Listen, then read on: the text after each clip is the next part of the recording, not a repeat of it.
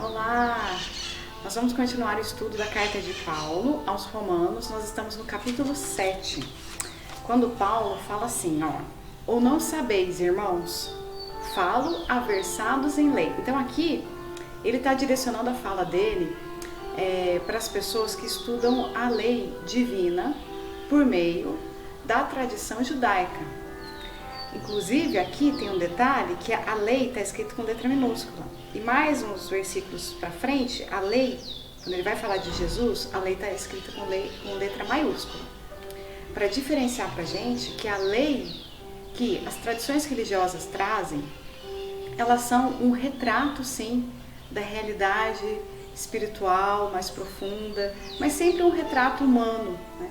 Agora, com Jesus, a gente tem a oportunidade de entrar em contato com a lei divina, maior, mais ampla, mais coerente, né? Então, ele está direcionando a fala dele para as pessoas, né, de tradição judaica, dizendo assim, que a lei domina o homem só enquanto está vivo. Aqui tem um parênteses também que a gente precisa fazer em relação a estar vivo.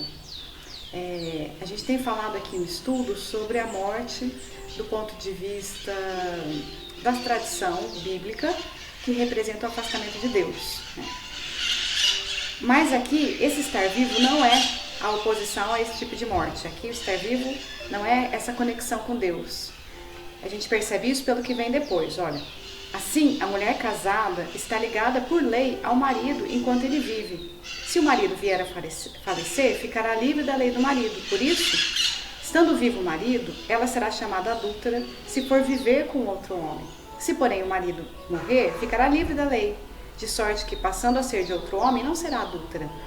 Aqui, para nós, é difícil de entender esse exemplo que Paulo traz para explicar o que ele está falando, porque esse exemplo é muito distante da nossa realidade. Porém, acho que vale a pena primeiro a gente perceber que se ele está precisando de trazer um exemplo, é porque o que ele está falando é muito profundo e pode parecer pouco concreto para muita gente, né?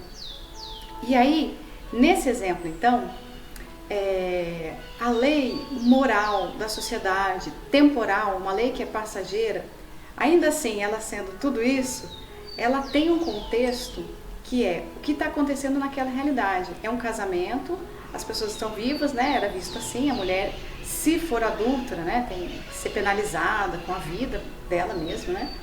E muitos outros banimentos, né? Enfim. Mas esse é o contexto da vida concreta, da vida material. Então, aqui Paulo está falando isso, a lei, essa lei traduzida pela religião judaica, ela está valendo enquanto o ser humano está vivo, vivendo esta vida material. Mas a lei que Jesus traz, ela fala ao espírito.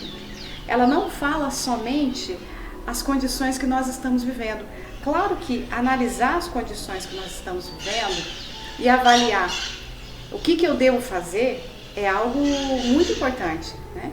Há alguns momentos que a vida nos convida a cuidar de alguém. Há momentos em que é necessário mais trabalhar, em que é necessário estudar. Vai variar muito das condições e a gente pode se adequar a isso ou a gente pode resistir e se afastar da lei divina. Ou seja, quanto mais a gente escuta essa lei aplicada ao contexto das condições que a gente está, mais a gente pode fazer ou não a vontade divina. Isso é uma reflexão muito profunda e pessoal, né? Mas Paulo está indo além disso, é como se ele estivesse atravessando esse terreno que a gente conhece, né? O que a vida está me pedindo agora, poxa, né? Nesse momento essa pessoa está viva, essa pessoa está doente, essa pessoa está com saúde, ou eu preciso de dinheiro, ou eu não preciso de dinheiro.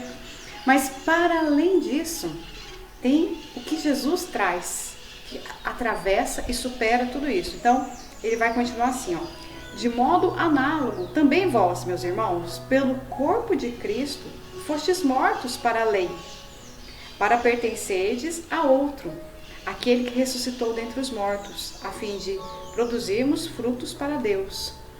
Então, essa pessoa muito conectada às questões materiais imediatas, atendendo às necessidades da vida, esta pessoa que vive dentro de nós, ela pode morrer para a gente viver a vida com Jesus, colocar Jesus dentro do nosso cotidiano, a cada momento.